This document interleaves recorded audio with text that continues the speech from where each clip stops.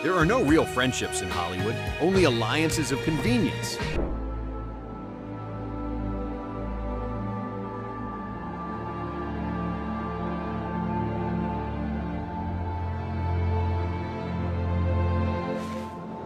So why do Brad Pitt and George Clooney keep insisting theirs is different? Behind the smiles, the red carpets, and the late-night praise, is there something darker simmering underneath?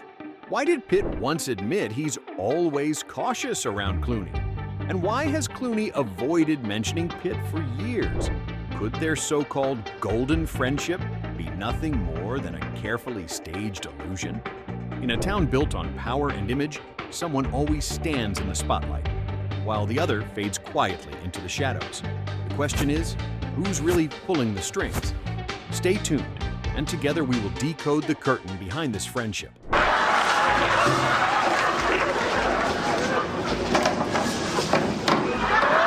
I have a white stance.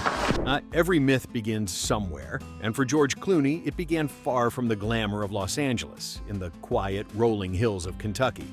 Before the tuxedos and red carpets, there was a small-town boy raised in a house that valued integrity more than ambition. His father, Nick Clooney, a principled journalist, taught him a lesson that would echo through every stage of his life. Challenge those with more power than you. Protect those with less. His mother, Nina Bruce, grounded him in humility with beauty and charm she taught were fleeting, but character endures. That moral compass became the unseen foundation of his future empire. While many in Hollywood learned to play the fame game through manipulation and self-promotion, Clooney learned restraint. He grew up understanding that the spotlight was both a gift and a trap, something that could illuminate, but also burn. Yet the lesson didn't come from his parents alone. It came from the haunting story of his aunt, Rosemary Clooney, a golden voice of the 1950s who tasted both triumph and torment. Her descent into addiction and mental illness after years of public adoration left scars on the entire family. George, still a boy, watched as fame turned from blessing to burden. It was a cautionary tale carved into his memory. Success without stability is just a slow collapse in disguise. Then came the first wound of his own. At 15, a rare paralysis, Bell's palsy, froze half of his face. For months, he couldn't smile, couldn't move. He became the target of cruel laughter, forced to confront the fragility of appearance. Ironically, the face that the world would one day adore was once the reason he felt broken. That experience hardened him, not into arrogance, but into empathy. By the time he stood under the bright lights of Hollywood, Clooney already knew what most never learn until too late. The applause fades, but the man beneath the mask remains. And with Los Angeles to the unprepared is a mirage, a place that promises everything but delivers only to the few who can outlast the silence. When George Clooney arrived in the early 1980s, he wasn't greeted with open arms or bright lights, just endless casting calls, cramped apartments, and rejection letters that piled higher than his paychecks. For nearly a decade, he lived in the shadow of anonymity. He played nameless characters in forgettable sitcoms, smiled through cheap horror films, and waited for a break that never seemed to come. But within that long drought, he learned the first rule of Hollywood survival: patience. While others sought shortcuts, Clooney learned to play the long game. He understood that charm without credibility was currency that always expired. His early failures became a crucible, teaching him to build a career not on luck, but on endurance. Every no toughened his resolve. Every lost role refined his instinct. He wasn't chasing fame. He was preparing to own it.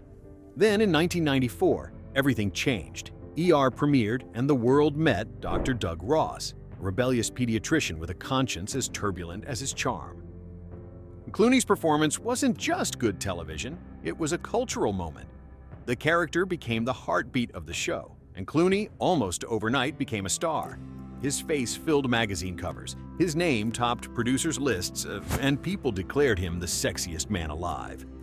But beyond the looks, audiences sensed something deeper, a quiet intelligence, a hint of melancholy that made him both aspirational and real. By the late 1990s, Clooney had transcended television. He became the face of a new Hollywood archetype, the gentleman rogue.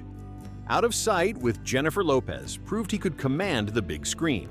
Three Kings revealed his appetite for complex political narratives.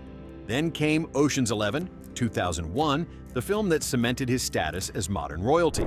Alongside Brad Pitt, Matt Damon, and an ensemble of stars, Clooney didn't just act, he orchestrated charisma itself. It was Hollywood glamour reborn, polished through his signature wit and restraint. From there, he built an empire of control. Acting, producing, directing, Clooney was no longer content to be a face on a poster. He became the architect of his own myth. His debut as director with Confessions of a Dangerous Mind signaled ambition beyond celebrity. Awards followed, respect deepened, and by the mid-2000s he wasn't merely famous. He was untouchable. For a man once defined by paralysis, irony lingered. The same face that had once betrayed him was now his greatest weapon. But beneath the tuxedos, the Oscars, and the effortless charm, the question began to form: how long can perfection hold before the mask begins to crack? Glory comes and goes, and like most Hollywood downfalls, it began quietly. Not with scandal, but with silence. For years, George Clooney had worn the crown of effortless charm, a man who seemed immune to failure. However, perfection is a dangerous disguise. Beneath the polished grin and self-deprecating humor, there were signs, faint at first but growing louder, that the man once untouchable was beginning to fracture under the very image he built. The decline began, ironically, at the height of his control. Confessions of a Dangerous Mind was meant to showcase his intellect and prove he could lead from behind the camera. Instead, it exposed his need for dominance. Screenwriter Charlie Kaufman accused him of softening the story, of trading complexity for gloss. Clooney responded with calm detachment. "We just saw it differently." However, those close to the project described something else: tension, ego, and a man unwilling to share authorship. It was a small rift, but it foreshadowed a greater truth. Clooney could direct others, but he could never fully let go. As the decade unfolded, his power only grew. He became the darling of awards season, the thinking man's movie star. However, success breeds scrutiny. When Leatherheads stumbled and The Monuments Men failed to resonate, critics began to wonder if Clooney's taste had grown out of step with the audience. The same magazines that once celebrated his wit now whispered of arrogance. Was Hollywood's golden gentleman beginning to fade into self-parody? And then came politics, the arena that once crowned him a moral compass. Clooney spoke passionately about Darfur, corruption, and democracy. However, as global crises multiplied, his activism began to draw cynicism. The image of a multimillionaire actor lecturing the world on justice became harder to stomach.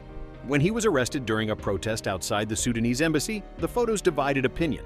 To some, he was a man of conscience. To others, a celebrity performing virtue for the cameras. Even his sincerity became a matter of debate, a cruel fate for a man raised on principle. But the real erosion came not from critics or politics, but from time. The world changed faster than Clooney did. Younger stars began to dominate the culture, noisier, bolder, algorithmic. The Hollywood he had mastered no longer existed. His name still drew respect, but not relevance.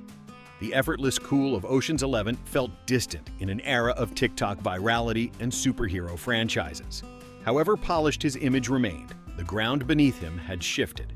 The pressure to remain ageless only deepened when his personal life entered the tabloids. His marriage to Amal Alamuddin, once celebrated as the union of elegance and intellect, became the subject of relentless speculation. When Amal skipped a Broadway opening, gossip sites erupted. Clooney alone again. $500 million divorce on the horizon. Clooney's response was brief, weary, almost ironic. She's with the kids. However, even his calm could not silence the noise. The same charm that once disarmed interviewers now seemed like armor, a way to deflect the exhaustion of a man who had lived too long under scrutiny.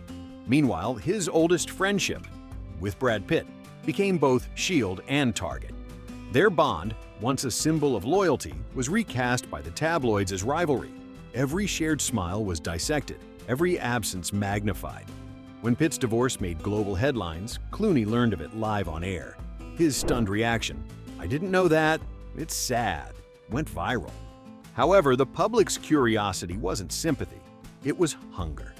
Two men who once embodied stability had become mirrors of Hollywood's fragility. Clooney's downfall then was not dramatic, but corrosive. Not a scandal, but an erosion. The slow wearing away of myth by the acids of time, expectation, and fatigue. He had spent decades mastering control, only to realize that control itself was the illusion. The applause that once defined him had faded into background noise. However, in the quiet that followed, the paradox emerged in full light. George Clooney was never destroyed by fame. He was consumed by the need to live up to it. And perhaps that is the cruelest truth of all. In Hollywood, the fall does not always come from sin or scandal. Sometimes it comes from standing too long in the spotlight, until even grace begins to look like emptiness. However, decline does not always mean destruction. For George Clooney, the cracks in the armor did not expose weakness. They revealed endurance. In an industry where reputation burns faster than fame, he has learned the rarest art of all, surviving the narrative. The man who once lived under the weight of perfection now seems to understand its futility. Rather than fight the fading of light, he has begun to redirect it. As the noise of celebrity culture grew louder, Clooney's world became smaller by choice. He surrounded himself with what he once called a tribe, a circle of trust built over decades, including his old collaborator Brad Pitt. Their friendship, long mythologized, has evolved into something quieter but more meaningful. When Pitt went through the storm of public scrutiny during his divorce, Clooney didn't offer statements or sympathy for the cameras. He simply called and listened. Later, Pitt admitted in an interview that Clooney was the one I can call when everything goes sideways. It wasn't a headline, it was human. That, perhaps, is Clooney's truest legacy. Not his films, not the fame, but the loyalty he inspires. In a world obsessed with betrayal, he remains the man who shows up. Even the infamous prank wars between him and Pitt, once dismissed as juvenile antics, now seem like coded messages of trust. Proof that humor, not rivalry, is how they kept each other sane. However playful they appeared, those jokes were also a way of saying, I see you, I've got your back. In recent years, Clooney has chosen his visibility carefully. He no longer chases roles or awards. Instead, he produces quietly, directs sparingly, and invests deeply in causes he believes in. His marriage to Amal has become the stabilizing axis of his later life, the moral complement to his showman's past. Together, they champion human rights, education, and journalism, reminding the world that influence can still mean integrity. Yet, even here, he walks the same paradox he always has, admired for his virtue, yet accused of virtue signaling, celebrated for his stability, yet questioned for being too perfect. However, what once bothered him now seems to amuse him. The silver hair, once a symbol of aging, has become a kind of armor, a mark of experience, of distance from the chaos. Clooney no longer competes for relevance. He defines it on his own terms. When asked recently about Hollywood's obsession with youth, he smiled and said, "It's fine. They'll all get here eventually." In that one line lies the resolution of his paradox. The man who once tried to control every narrative has finally surrendered to time, not as defeat, but as freedom. The myth may have cracked, the crown may have dimmed, but what remains is something rarer: dignity. George Clooney has outlasted the illusions of fame by embracing the one truth Hollywood fears most, that the spotlight fades, but character does not. In the end, George Clooney's story isn't one of scandal or collapse. It's one of transformation. The boy from Kentucky who once feared ridicule, the man who conquered Hollywood's cruel hierarchy, has finally stepped outside its game. The applause no longer defines him, the headlines no longer follow him, and the mirror no longer demands perfection. What remains is a man who understands both the privilege and the poison of fame, and who has chosen peace over performance. However, the paradox endures. The world still wants the myth, the flawless icon in the tailored suit, the last gentleman of a vanishing era. But Clooney, perhaps more than anyone, knows that myths are meant to fade. The loyalty he gave, the decency he upheld, and the quiet humor he never lost. These are the things that endure long after the spotlight dims. So maybe the question was never about who he really is, but about what Hollywood refuses to see. That even legends grow tired, and sometimes the most heroic act is to simply walk away with grace.